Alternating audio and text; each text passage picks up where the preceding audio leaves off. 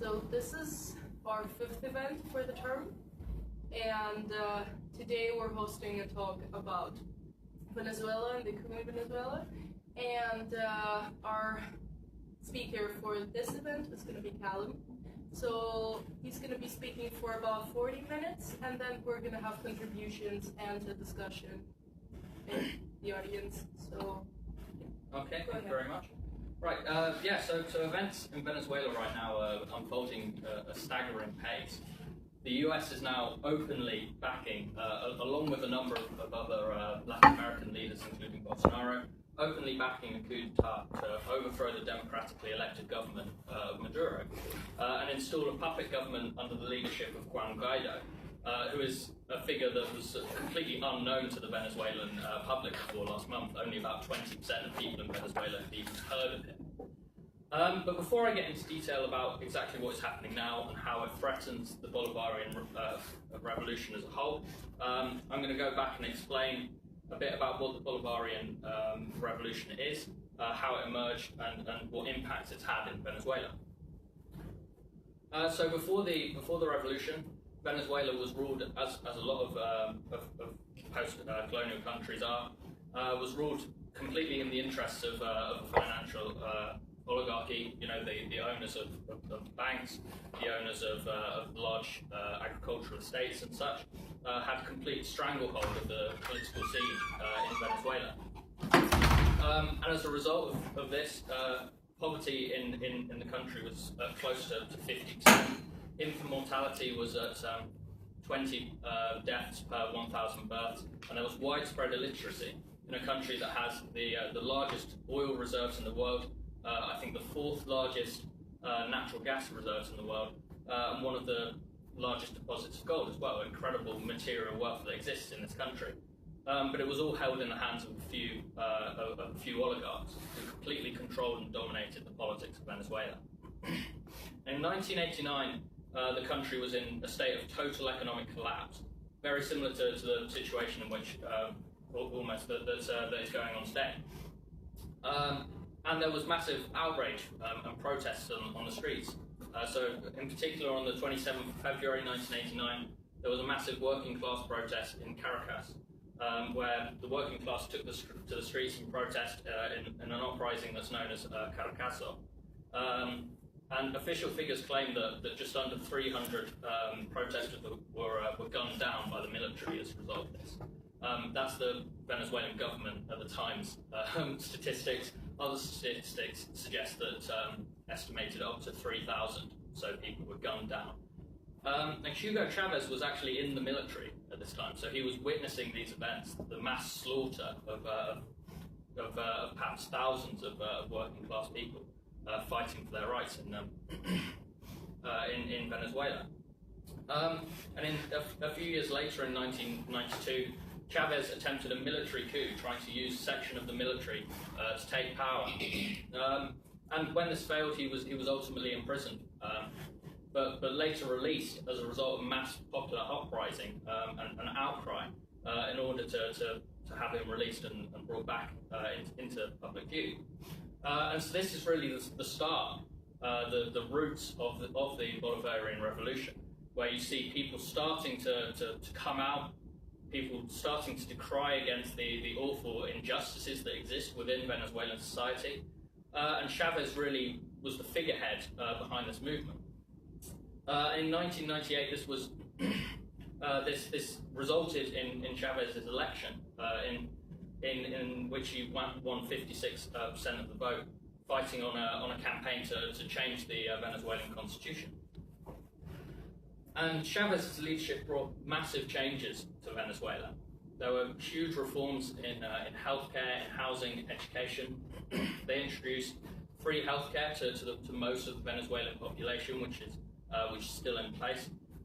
Free education all the way up to university education, again still in place.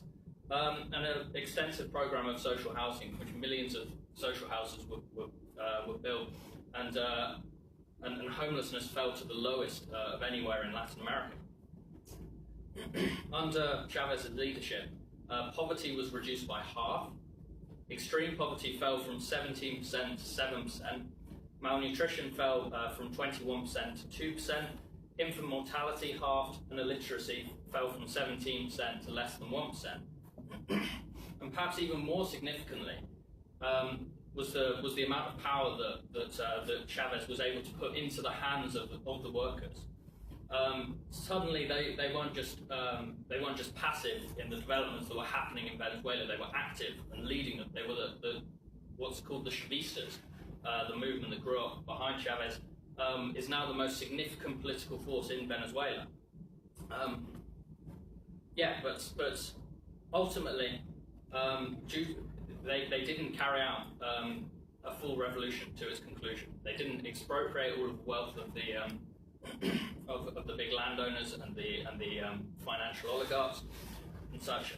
And as a consequence, continuously the Bolivarian revolution has been subject to counter-revolution and sabotage from the right wing.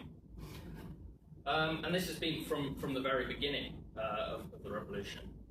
So in 2002, when the Venezuelan oligarchy basically realized that they couldn't just buy off Chavez in the way that they had with all of the previous presidents, they launched a coup supported by the US against him, in which Chavez and a number of leading ministers in the government at the time were kidnapped, and the culprits of the coup installed themselves in the Palace of Miraflores as the new government of Venezuela. But the masses who now had become conscious, become involved in the political developments going on in Venezuela, wouldn't have this. And within 48 hours, they reacted, they mobilized, they came together, and they overthrew the culprits, and they released Chavez and brought him back. And after the defeat of this coup, essentially, we're in a position where a socialist revolution being carried out to its conclusion would have been possible in Venezuela, because the counter-revolution of the right wing of the oligarchs had been cut across, destroyed by this mass movement of people in Venezuela.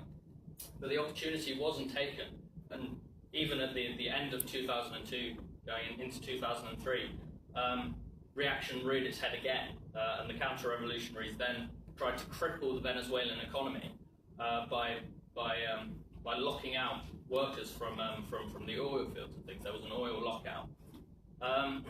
As a result, the workers then went on to expropriate all of the oil industry, which is now in government hands. But it was put, rather than put into workers' control under their democratic leadership, it was put under the control of the Venezuelan bureaucracy.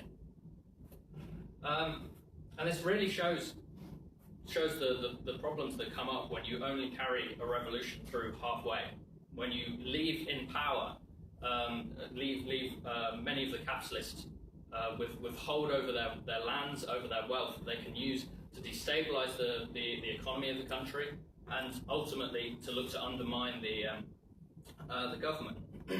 As Alan Woods, who's head of the International Marxist Tendency and was an advisor to Hugo Chavez, says, "All history shows that it is impossible to make half a revolution. By failing to destroy the economic power of the oligarchy, the revolution left itself open to a systematic campaign of economic sabotage that creates the conditions for a counter-revolutionary offensive." Sorry, and that's what we're now seeing at this point. So right now there's a major economic crisis in Venezuela. The economy is massively affected by huge levels of hyperinflation, which has completely destroyed the purchasing power of wages that people in Venezuela earn. So there's now a monthly minimum wage.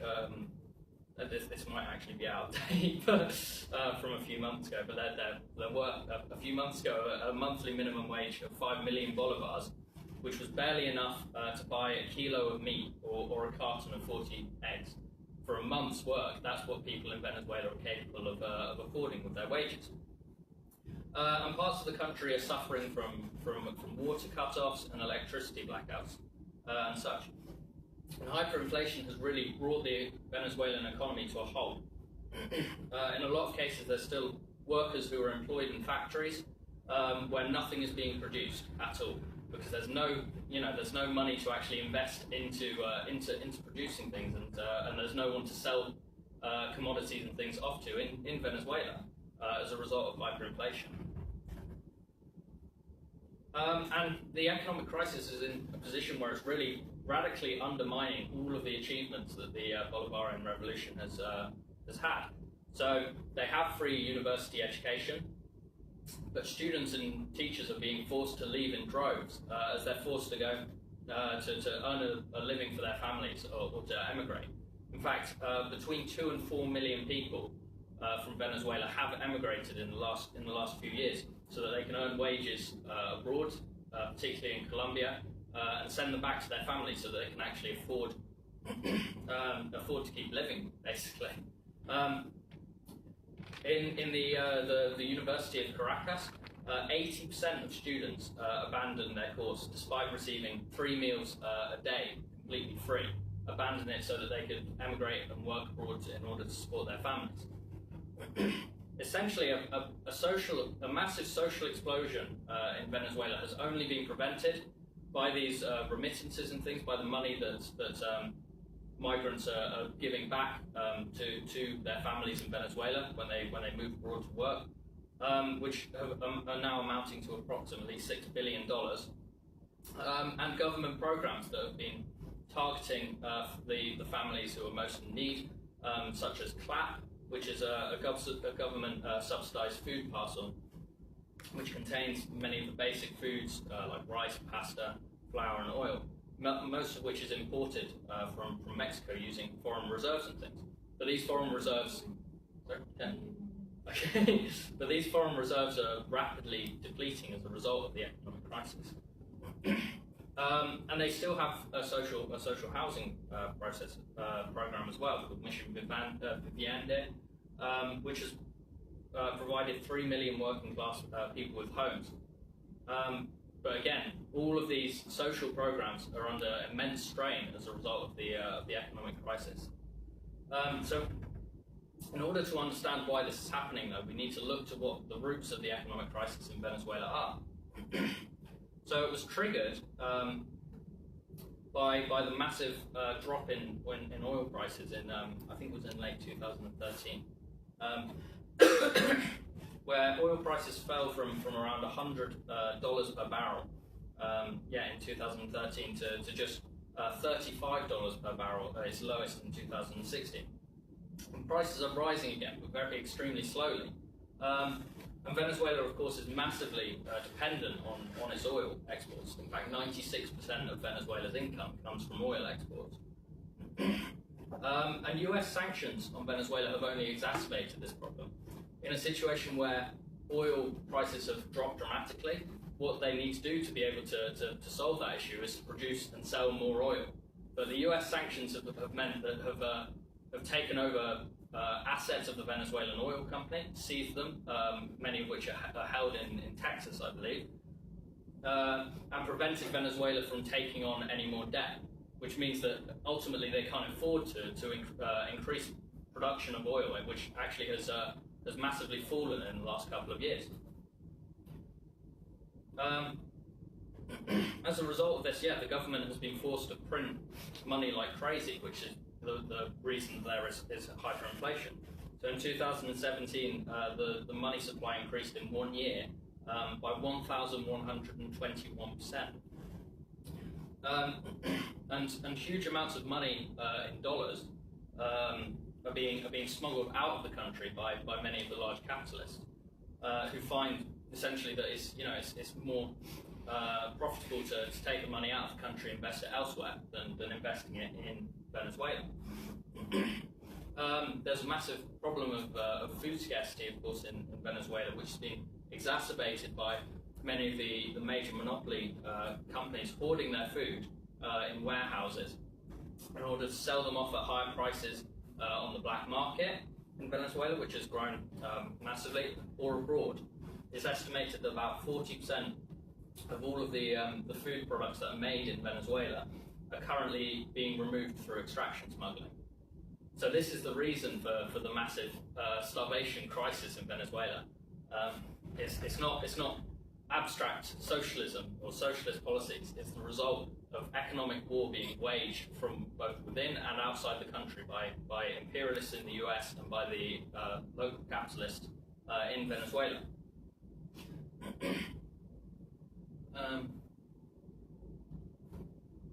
But the policy of the Maduro government hasn't been to tackle these capitalists head on. It's actually been exactly the opposite, to try and negotiate with capitalists who are causing all of this damage. So the Maduro government has recently abolished price regulations that they put on food and replaced them with agreed prices, essentially going into trying to collaborate in order with the ruling class in order to find some kind of middle ground between the interests of the capitalists and the working class. But ultimately, what they're doing isn't either helping working class people, because, as I've said, programs like CLAP have given kind of short-term relief, but ultimately, as foreign reserves are rapidly depleting, they cannot continue indefinitely, along with many of the other social programs. But they're also not satisfying the capitalist class, who are losing markets due to hyperinflation, and as a result are forced to take their money out and invest elsewhere. So really, it's in a very tenuous position in which the government in Venezuela is neither appealing to the working class or to the capitalist class. And this position is completely unsustainable. So we're now in a position where Venezuela ultimately has to make a choice between fighting for socialism, to expropriate all of the wealth of the major capitalists, and to put them into workers' hands. So in order to deal with the starvation crisis, with the healthcare crisis, things that are rampant in Venezuela at this time, or descending into barbarism, essentially, allowing imperialism to take over, to direct the direction that Venezuela goes in, and the imposition of what will amount to a brutal reactionary government that will likely be a lot like the Pinochet regime in Chile in the 1970s, which will eradicate all of the gains of the Bolivarian revolution, all of the social housing, free education. The policies that have eradicated poverty, that have massively improved the lives of working class people in Venezuela will all be scrapped, essentially. And this is something that people like Juan Guaido and other opposition members have been pushing as their agenda. They've been clear on this point that all of the government social programs will be obliterated, will be eradicated.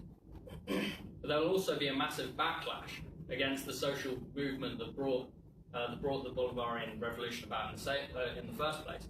There'll be massive reaction against the Chavista movement, and likely perhaps thousands even political assassinations of leading Chavistas, like there were in Chile in the 1970s under Pinochet.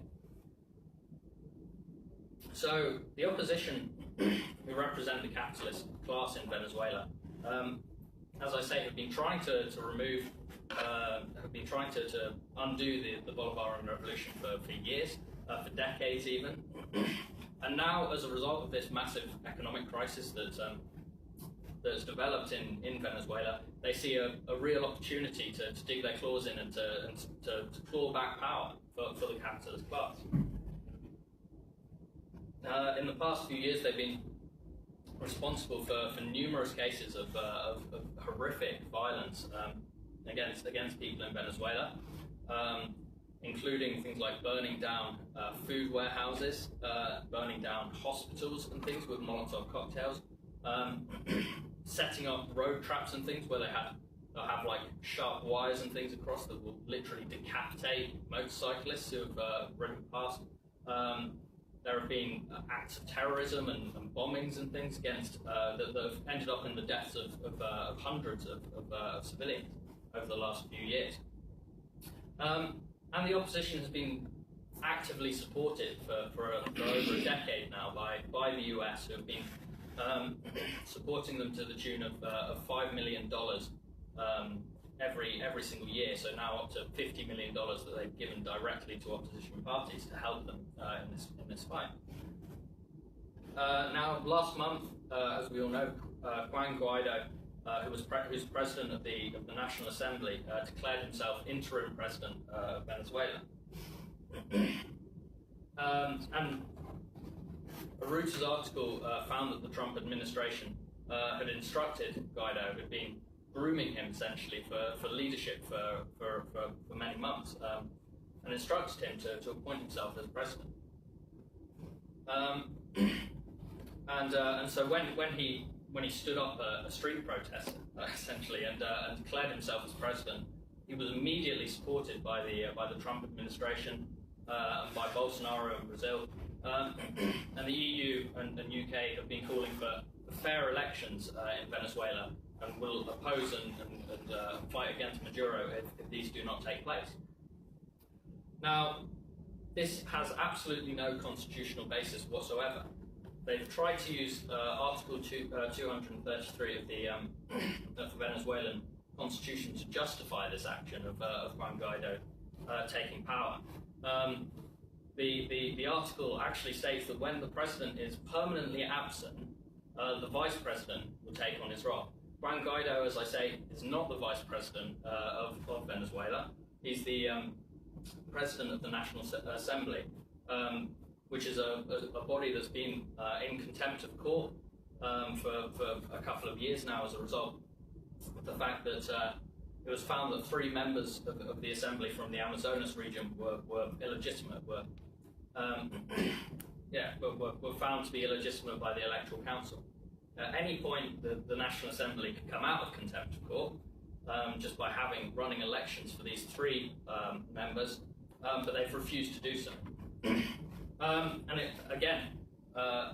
Article 233 only says there can be a change of leadership for the president if the president is permanently absent, which of course is not the case with Maduro. So essentially, their whole argument has rested on the claim that Maduro is illegitimate because of the 2018 presidential election. Sorry, 18. Okay, I'm not going to be that long. And this was an election in which Maduro won over 60% of the popular vote. 60% of the vote of those who showed up to vote, and about 32% of those who are entitled to vote in Venezuela, which is more than Donald Trump got, is more than Theresa May got, is more than Macron got, is more than Bolsonaro got. All of these people who are calling, denouncing Macron and calling for his overthrow, actually received less votes than the Maduro did.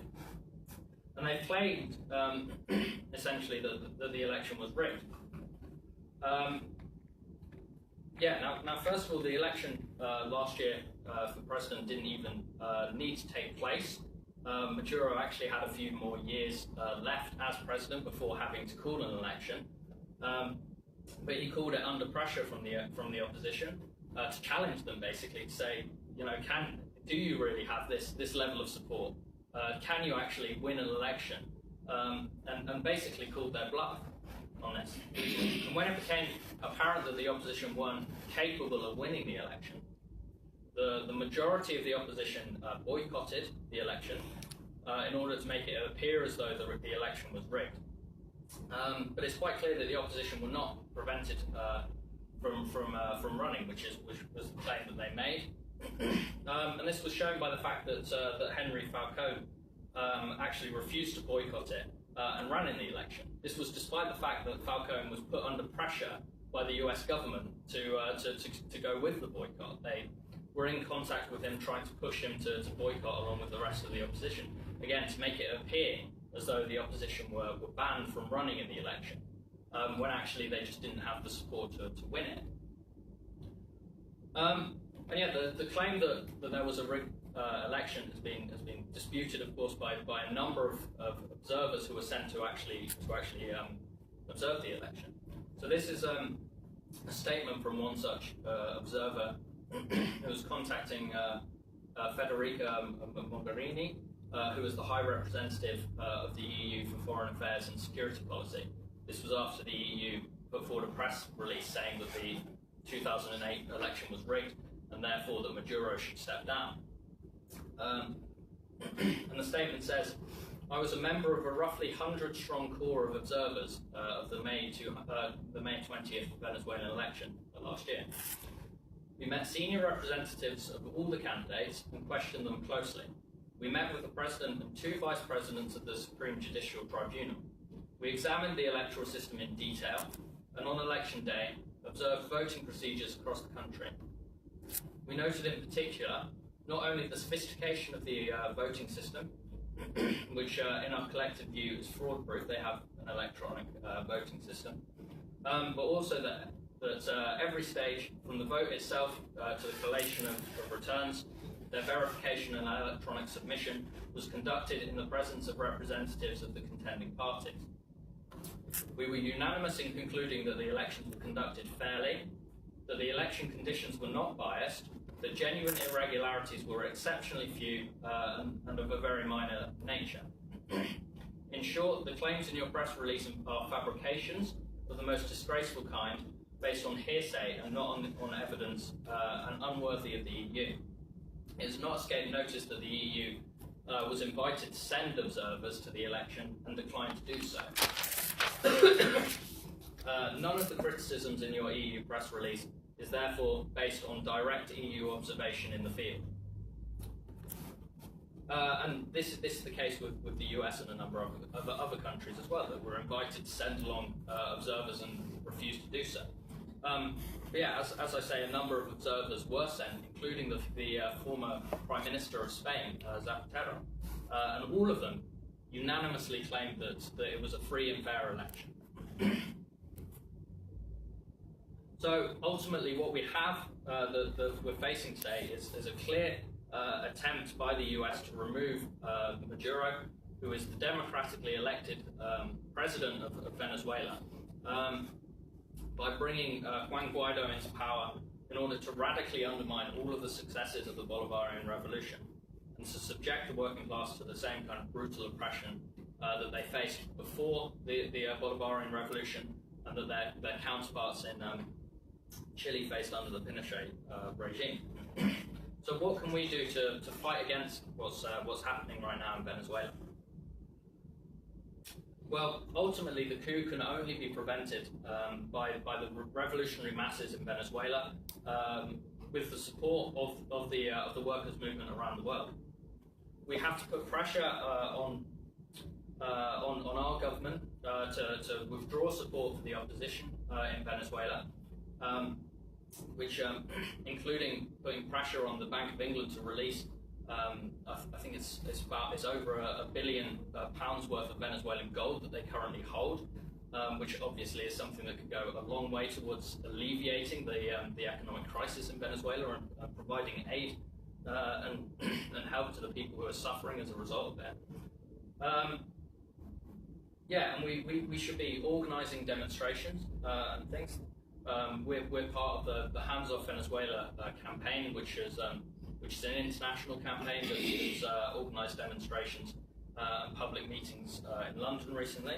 We should be pushing motions forward in our local constituency Labour parties, and we need to push the Labour Party in general to go further than their position, where Corbyn has and McDonnell have clearly put forward a statement in support of the people of Venezuela and against the opposition, but hasn't seriously acted on it, hasn't called for a movement behind it.